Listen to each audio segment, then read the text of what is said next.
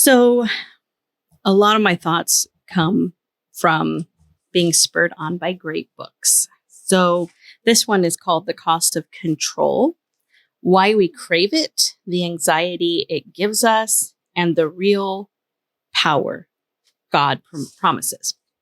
Now, this is by Sharon Hode Miller. So I've had a lot of ahas. I work often with people on anxiety, and anxiety is often like a side effect of feeling like other people have control, or I don't have control of the future. Worried, will I have the ability in the future? Do I have the ability now? It also has a lot to do with all the feelings that are coming up and not understanding them. Has to do with old traumas and things like that. But she gives a pretty convincing argument in here that a lot of it has to do with control that behind in some way or another. I did a little short video on this previously, but I wanted to read this to you and share some thoughts. It's on page 42 of the book, and it says, actually, let me grab my glasses.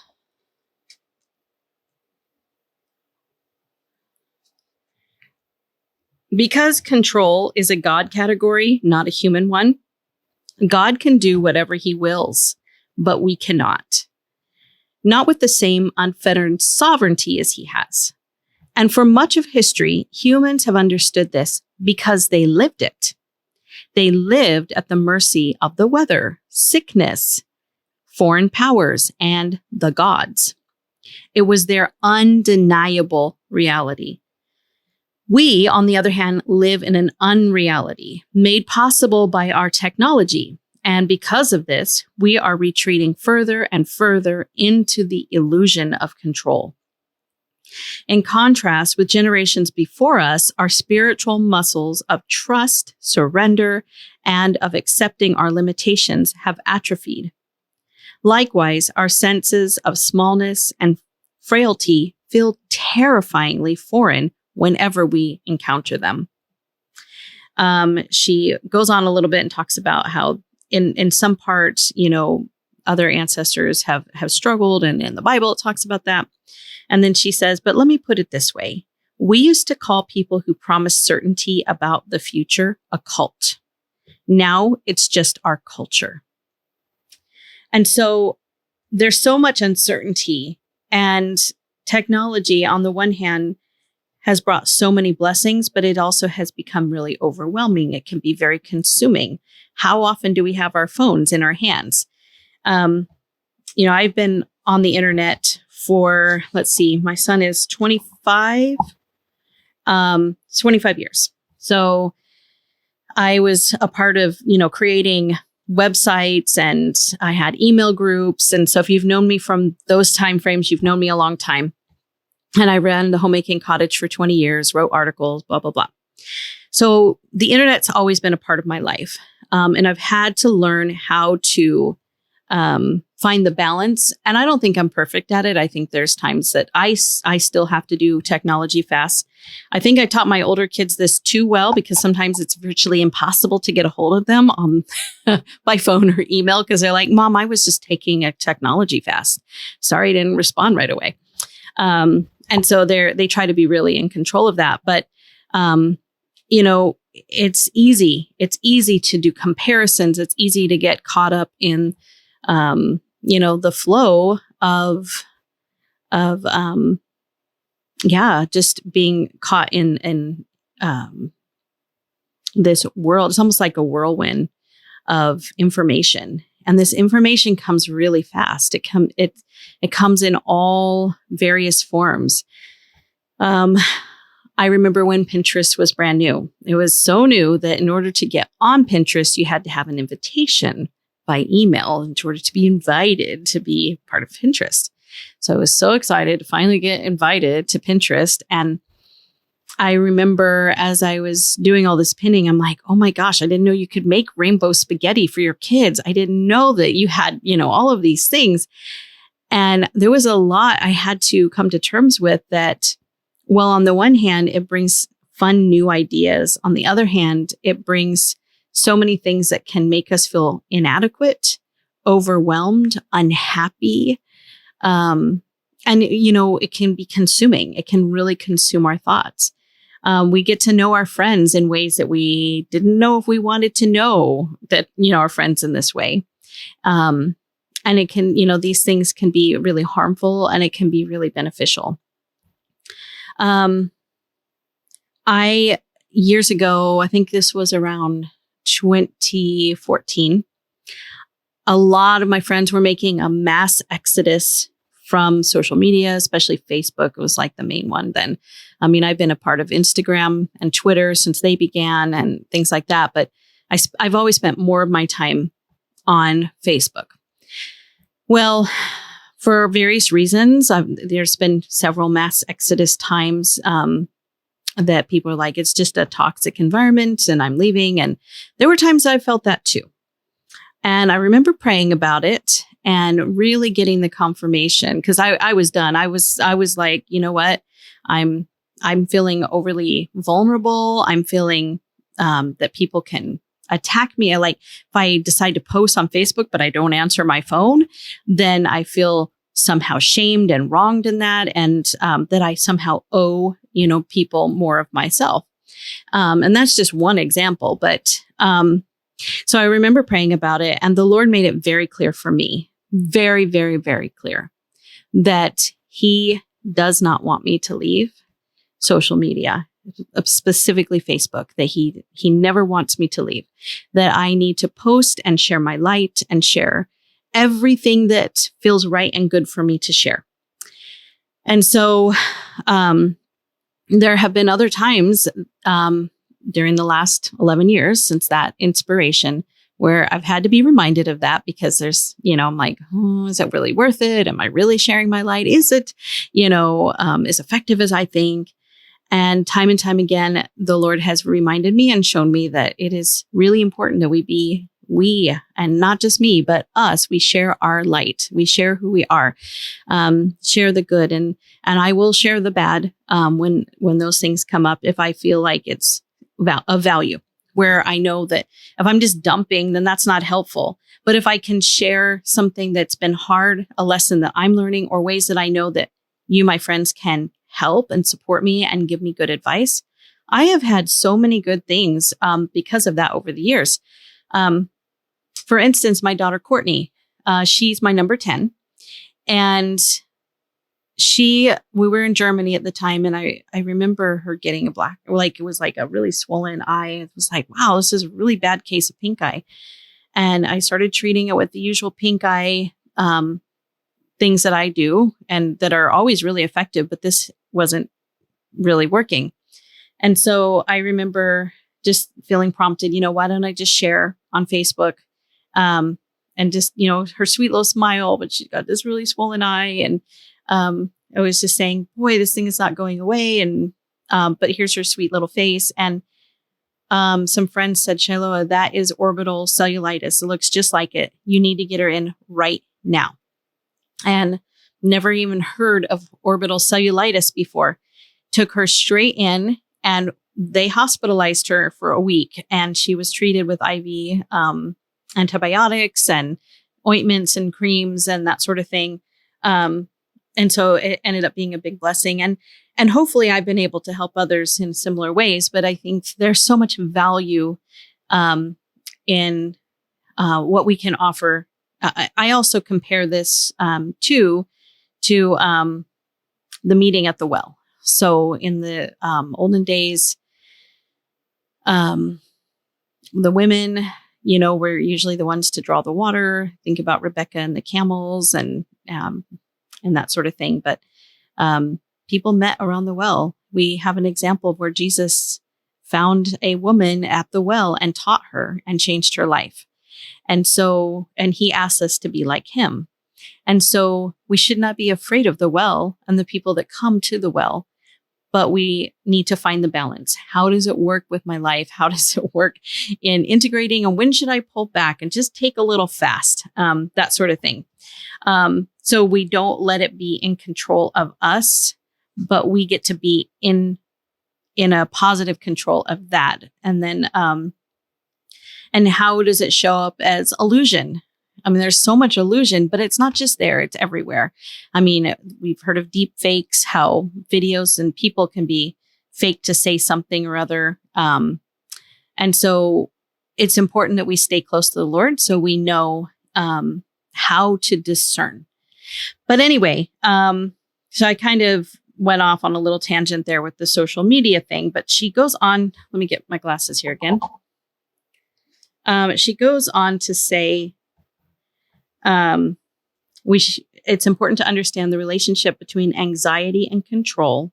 It all begins with the simple fact that control creates anxiety, and she believes it actually creates it. And I do tend to agree that there's a lot involved with it, because, what is anxiety? It often feels like I'm out of control. I don't know what to do. I don't like what I'm feeling, that sort of thing. And then she quotes from a guy named Steve Cuss in his book, Managing Leadership Anxiety, Yours and Theirs. And in it, she says, he says, when we do not get control, we become very anxious. This anxiety blocks our awareness of God, makes us believe a lie, and keeps us from encountering grace. It teaches us a false gospel, that we need something other than Christ in the given moment to be okay. I think that's why so many people get stuck in their spiritual growth. Instead of denying it or dying to it, they entrench it. I think that there's a positive denial and a negative. But that's a whole other topic. If you want me to do a video on that, I can. But anyway, so I think there's a balance, but to just be aware of this, it's like shining a light on something. And when we shine a light on it, it takes out the power. We start to have these realizations and everything starts to change. Our perceptions, our paradigms start to change. And it's like pinpointing with a laser. This is what's wrong. This is how I can think differently about it. This is how I can change it. She says, she gives an example of Harry Potter and how control is like that. She says, the more we seek control, the more it exacerbates our anxiety rather than calms it. We are, in essence, trying to treat the sickness with its cause. So the more you want to control these feelings of anxiety, the more it feels like it'll never happen. And it's that much more scary and overwhelming. And it's like a vicious cycle. She said, here's the rub. The control anxiety cycle used to be an individual struggle. Now, with the help of technology, we have structured our entire society around it. Thanks to the internet and our smartphones, our minutes and hours are filled with habits of control. And habits, whether are they good habits or are they controlling us? Are you finding yourself drawn to the games or getting on, stuff? And before you knew it, like I just tried to do, I didn't just try. I did a fast from a couple of my little games that I play, like this little block, brain game, which I started when I had a traumatic brain injury. But I find that it can sometimes become a distraction. And so I did a fast yesterday, Sunday, from it. Well, I allowed my son to get on it during reading time.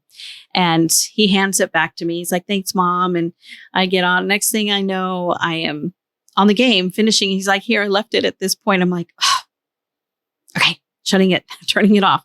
So who is in control? Another thing that I do with the phone is kind of that physical reminder that I like to do is when I have it in my hands or and I set it down. So whether I'm at a restaurant, I'm getting my hair done, I'm just sitting or, whatever, I put it face down and I am putting in that moment and I'm using that intention of I am in control.